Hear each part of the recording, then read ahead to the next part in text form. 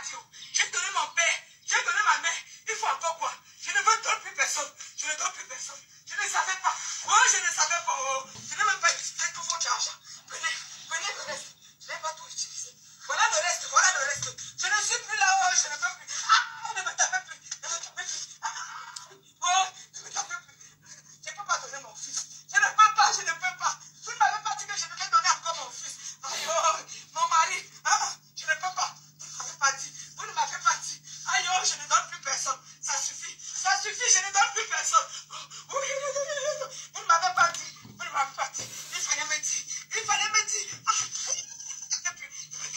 Je ne donne plus personne. J'ai dit que je ne donne plus personne. Oh, je ne donne plus personne. Je n'ai même pas utilisé votre argent. Voilà le reste. Voilà le reste, laissez-moi. Aïe, oh, si je savais, oh, c'est ma camarade. Oh, c'est ma collègue. C'est ma collègue. Je ne savais pas. Je ne savais pas. Elle ne m'a pas bien expliqué. Oh, oh, je ne donne plus personne. Oh, oh, Sa Majesté t'a dans la vie. Oh, sauve ton enfant. Je ne savais pas. Aïe, oh, je ne savais pas. Elle dit quelque chose au moins. Je ne savais pas. Oh, je ne savais pas. Je ne savais pas. Je voulais aussi vivre dans le luxe. Je voulais vivre dans le luxe. Oh, je ne savais pas. Oui, je ne savais pas. Je ne savais pas. J'ai dit que je ne donne plus personne. Je ne donne plus personne, ça suffit. Aïe, oh, prenez votre argent. Prenez votre argent.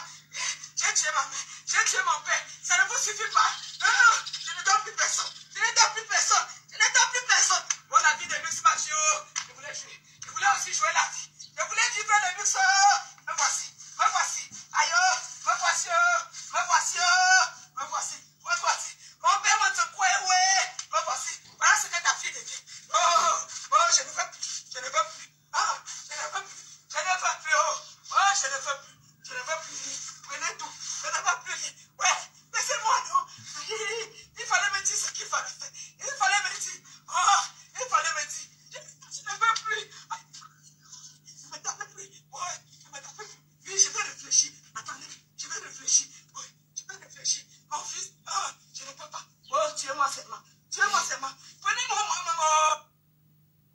Alors, mes chers frères et sœurs dans le Seigneur, cette femme a cherché la vie d'Élix.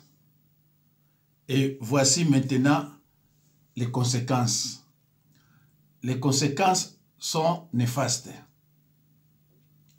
Mes chers frères et sœurs dans le Seigneur, vous avez cette liberté de s'aimer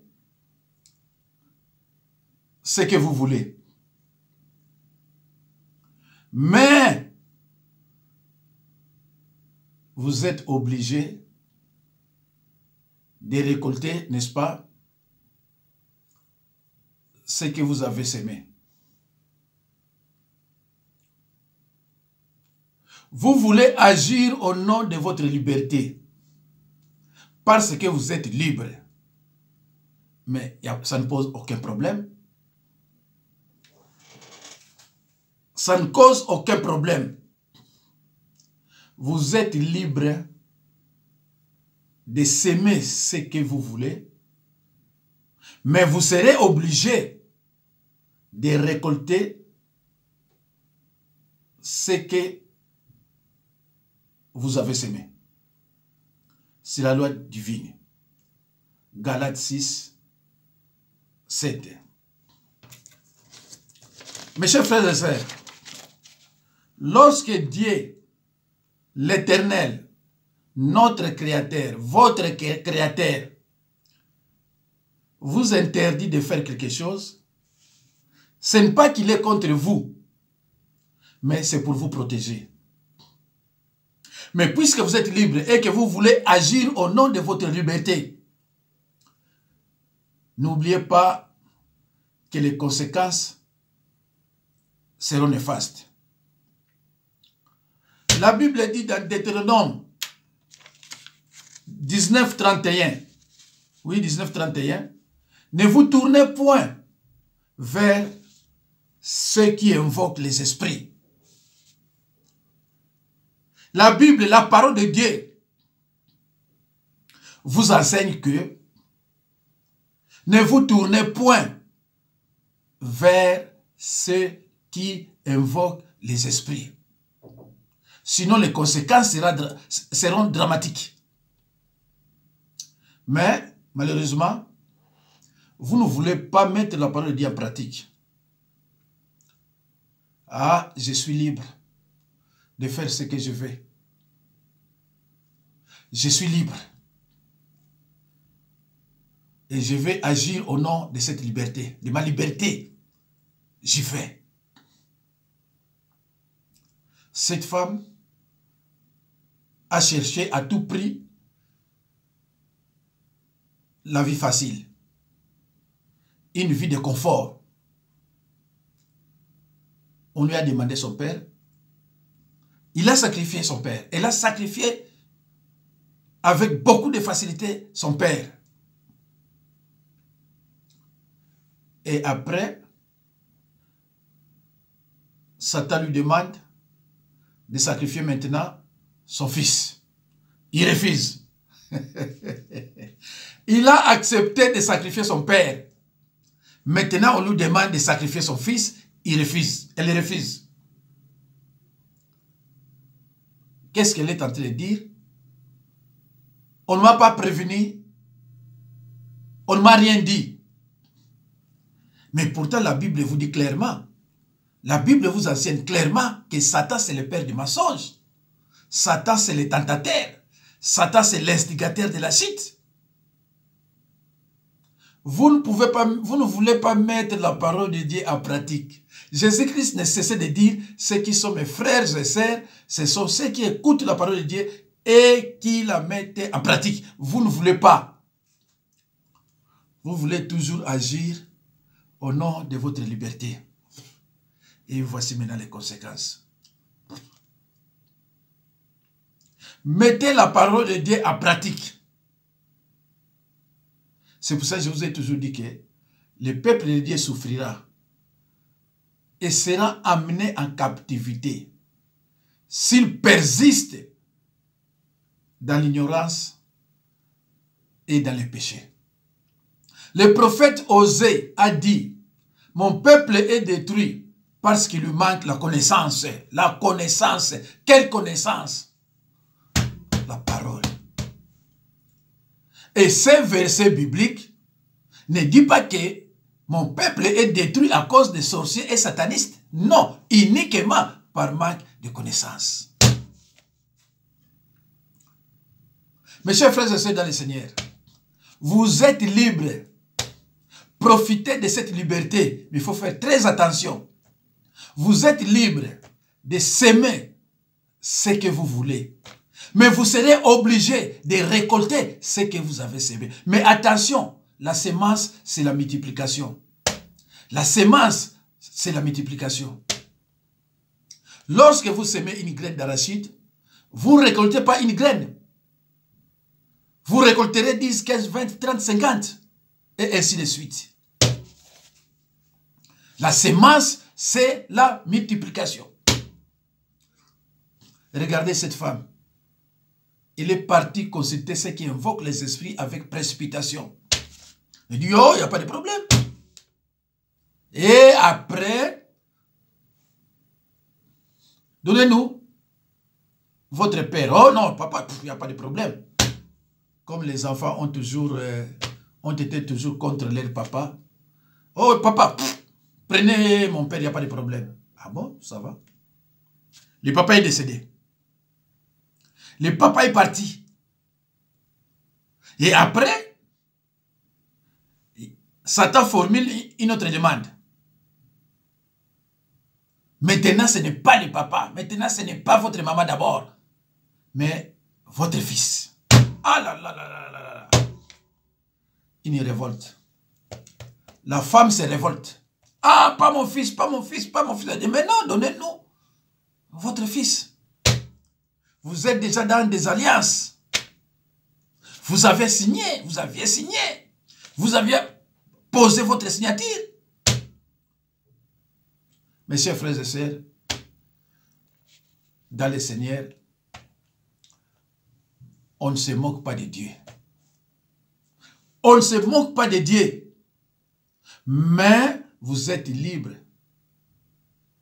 de s'aimer ce que vous voulez. Mais il faut mettre aussi en tête que vous serez obligé de récolter ce que vous avez semé. Vous ne pouvez pas semer du blé pour récolter les arachides. Ah non.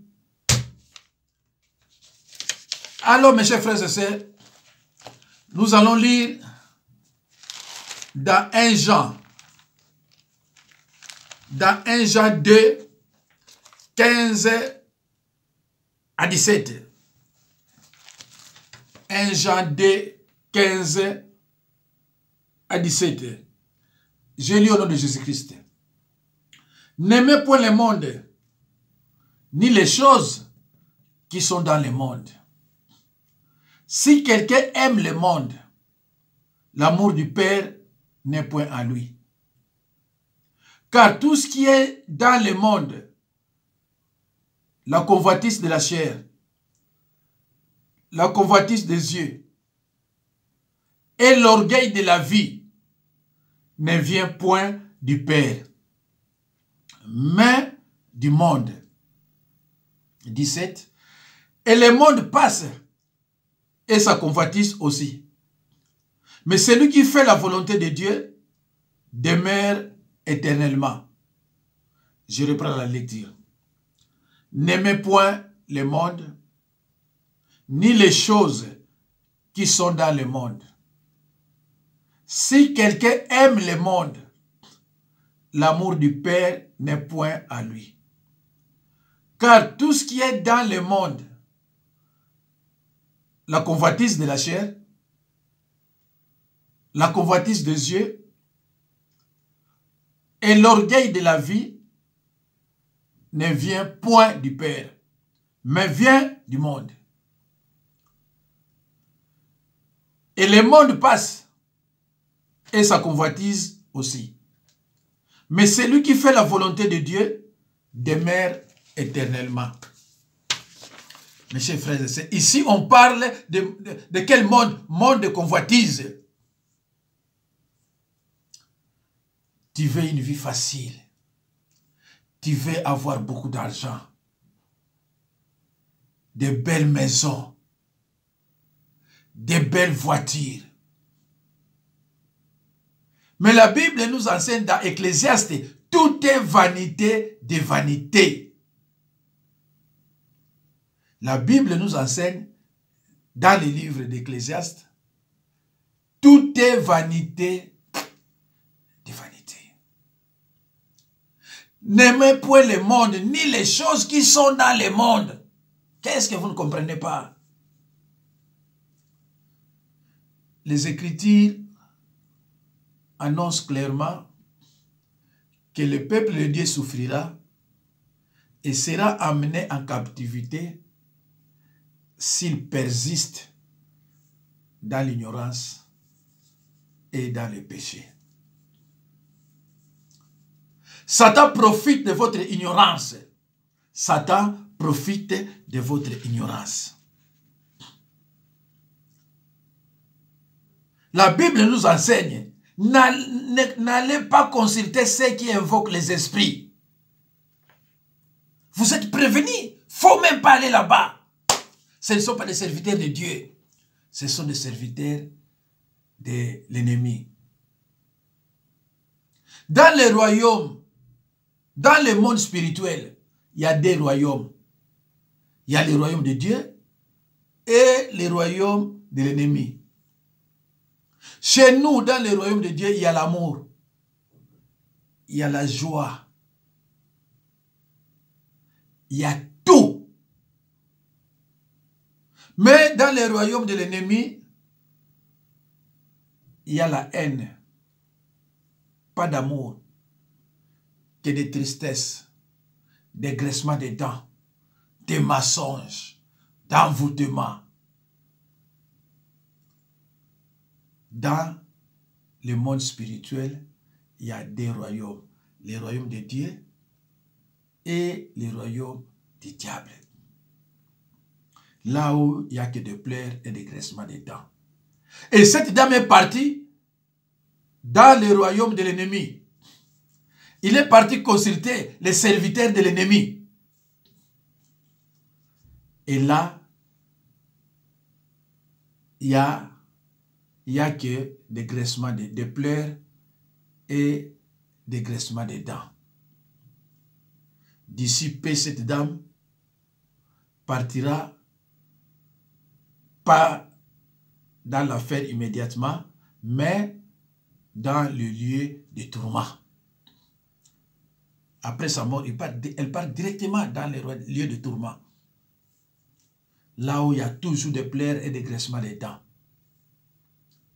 Mes chers frères et sœurs dans le Seigneur, vous qui m'écoutez, vous qui me suivez, n'allez pas consulter ceux qui invoquent les esprits. Je vous préviens. Et n'allez pas, n'aimez point sur tout le monde de convoitise. Vouloir gagner quelque chose malhonnêtement. Tu veux de vie de luxe. Tu n'as pas étudié. Tu n'as rien. Mais tu choisis cette vie-là. Une vie de graissement de dents. Mes chers frères et sœurs, dans le Seigneur, je crois que vous êtes suffisamment éclairés. Et je vous demande de bien vouloir partager cette vidéo. Merci de votre patience. Au revoir et à la prochaine occasion. Merci.